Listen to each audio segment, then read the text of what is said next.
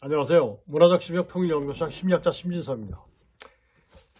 지난 시간엔 북한의 핫 이슈인 샛별 여장군에 대해서 한번 살펴봤습니다.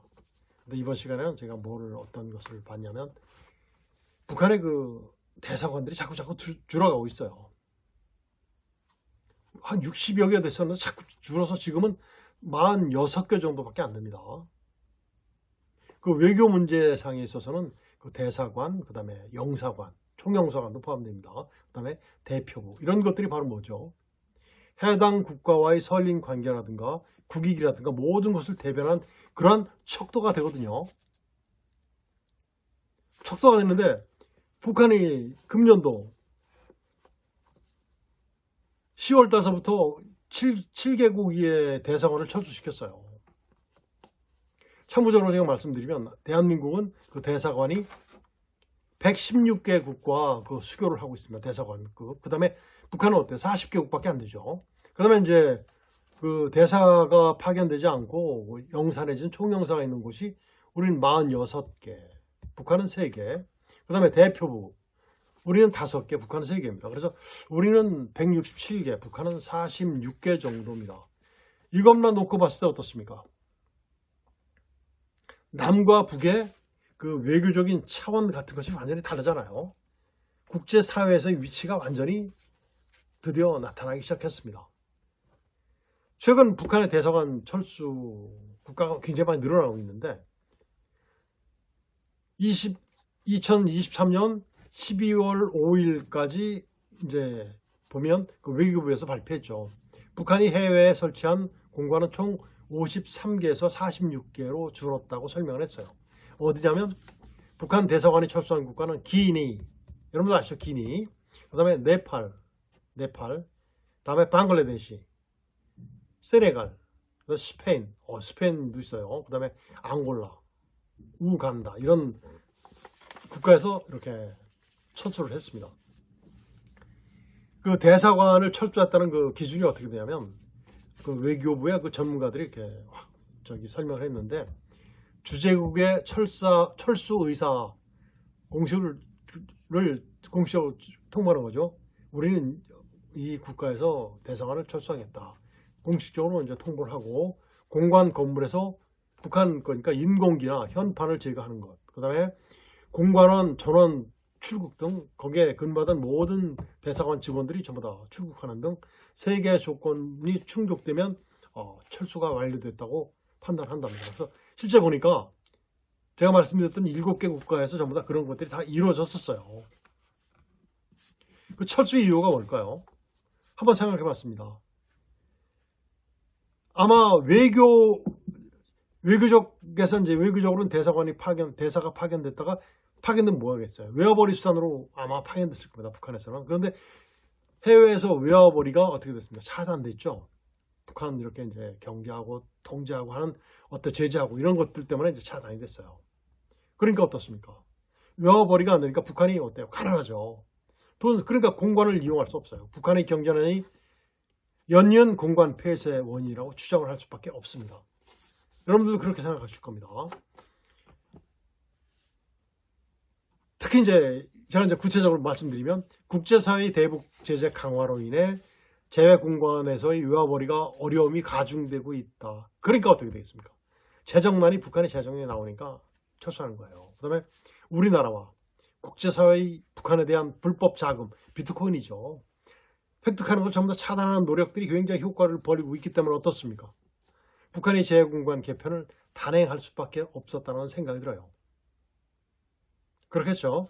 그 다음에 북한의 불법 외화벌이가 지속되며 일부 국가들과의 관계가 악화됐겠죠. 북한은 대사관이라든가 이런 영사관, 대표부 등이 나가면 그 국가에 뭐를 해줍니까? 그것을 불법 외화벌이 같은 것들을 많이 하고 있다는 것은 우리가 전부 다 알고 있는 사실이에요. 그리고 특히 북한의 외화벌이 달라버리죠. 그 다음에 밀수 거점이 어디죠? 아시아일까요? 아닙니다. 아프리카죠. 아프리카 지역에서 단련 활동이 차단됐죠. 이런 상황에서 북한이 운영비를 조달하기 쉬웠겠습니까? 어려웠겠습니까? 굉장히 어려웠을 겁니다. 그래서 철수한 것이 아닌가 이런 것을 종합해 봤을 때 그런 식으로 될 것 같습니다. 그리고 어때요? 향후 북한은 어떨 것 같습니까? 북한은 향후 움직임이 폐쇄한 대사관 기능을 흡수한 이제 한 국가에서 그 주변 국가에 있는 대사가 전부 다 이제 총괄하지 않습니까? 주변 국가를 거점 공간을 운영하는 한편 이걸 거점 공간이라고 제가 표현을 했어요. 그 우호국에 대한 대사관 기능을 강화할 것 같다. 북한의 우호국이 어디죠? 지금 최근 우호국? 그렇죠. 러시아죠. 러시아와 같은 러시아 공관이나 총영사관에서의 활동이 조금 더 강력하게 활발하게 일어날 가능성이 있다. 러시아 공관, 즉 러시아 대사관이나 러시아가 주재하고 있는 곳에서 빌붙어서 하는 거죠. 빌붙어서. 이런 것들이 일어날 가능성이 있다라고 이제 본 거죠. 그런데 북한에서는 뭐라고 했습니까? 북한의 그 외교 대변인 성명에서는 대사관 폐쇄를 조절 사업이라고 표현했어요. 조절 사업. 외교적 역량을 효율적으로 재배치하고 운용하려는 것이라고 이렇게 주장했는데 곧 죽어도 꽥이죠. 곧 죽어도 큰 소리 빵빵 치고 있어요.